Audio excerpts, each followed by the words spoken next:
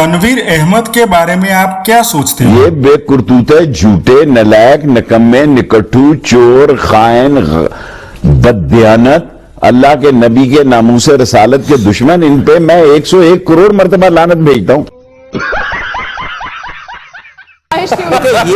ये जो स्टोरी इन्होंने सारी सुनाई है, मैं तो नहीं देख सका, लेकिन फीलिंग में बहुत अच्छी तरीके से समझ सकता हूँ कि वहाँ के लोगों की जो फीलिंग थी और मेरी फीलिंग क्या थी। क्योंकि उसकी वजह ये है कि जब बाबर रन्स करता है ना, तो मेरी फीलिंग भी इसी तरह की होती है कि ऐसा लगता है मैं ग्राउंड में बैठा हूँ और बाबर बैटिंग कर रहा तो मैं देख रहा हूँ उसको। उसकी रीज़न ये है कि अच्छा, मेरे ख्याल में पाकिस्तान की हिस्ट्री में, ये क्रिकेट में कभी ऐसा नहीं हुआ होगा जब तक मैंने देखा है, या मैं जब तक टीवी पे बैठा हूँ, किसी क्रिकेटर ने किसी क्रिकेटर को इतना सपोर्ट नहीं किया।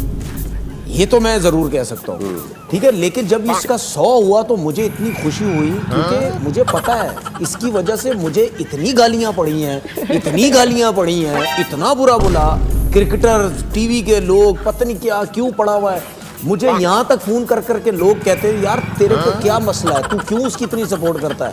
हम सारे अगर उसके खिलाफ बोलते हैं या मतलब यानी उसके अगेंस्ट बोलते हैं, T20 का प्लेयर नहीं, तू क्यों इतनी बात करता है।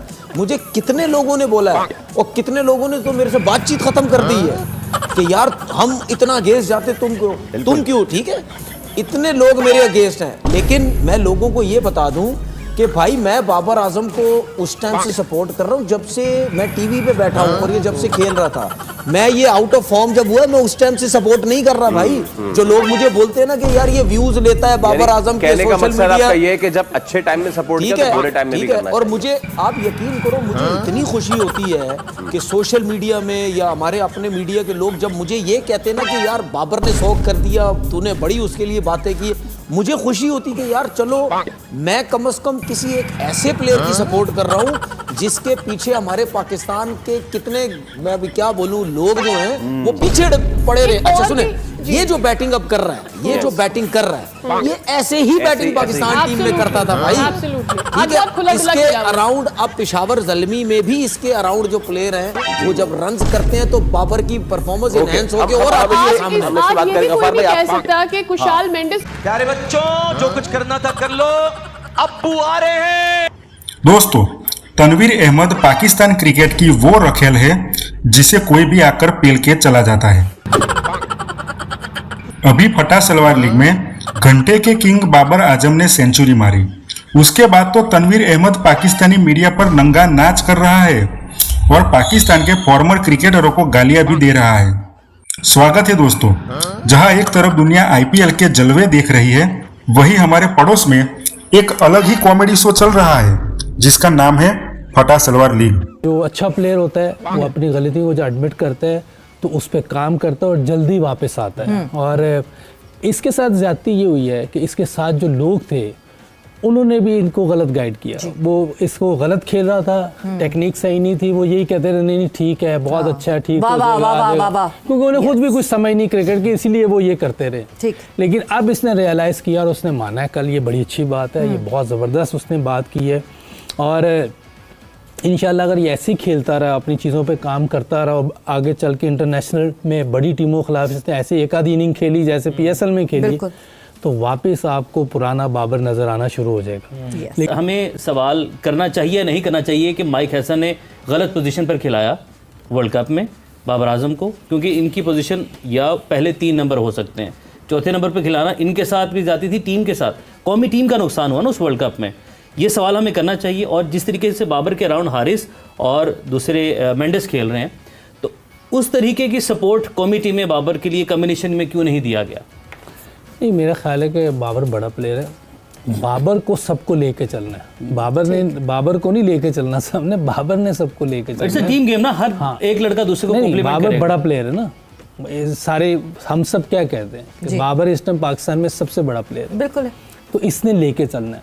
माइक हैसन ने क्या किया क्या नहीं किया वो अपनी जगह है, लेकिन अगर जैसे हम बात करें जो अभी जिस स्ट्राइक रेट से खेल रहे हैं, देखिए एक लीग क्रिकेट होती है ना, ये पेशावर ज़ल्मी से खेले या कराची से खेले, कहीं से भी खेले, वो अगर इससे मुतमईन है, चाहे ये 130 के स्ट्राइक से खेले चाहे 140 से खेले, वो मुतमईन है, हमें कोई मसला नहीं, उनकी टीम है, वो जो मर्जी करें।